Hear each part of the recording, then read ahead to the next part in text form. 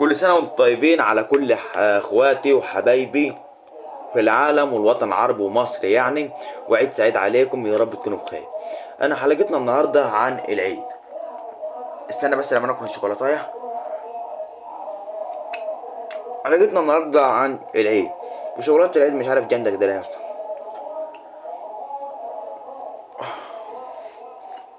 يا نهار ابيض، ايه دي؟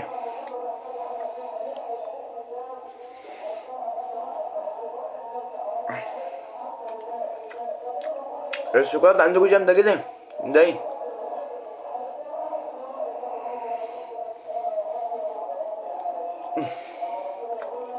المهم، نجي اقول لك النهارده اتبسط بالعيد. يعني العيد مش يوم وعدي، العيد ده 3 ايام.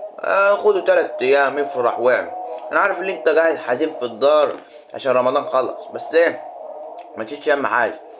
هات لك الشوكولاته يا باشا، شغل التلفزيون، وكده كده مفيش دروس. اقعد كل الشوكولاتات بتاعتك لوحدك في البيت، اضرب شويه تاني واخربها اخربها، وبعد كده اطلع على المستشفى. هو كده. حاطين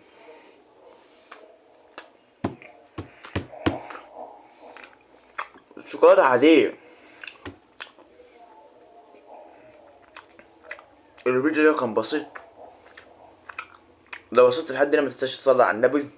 تصلي على النبي. لو وصلت لحد هنا ما تنساش تصلي على النبي وتعمل لايك واشتراك في القناه.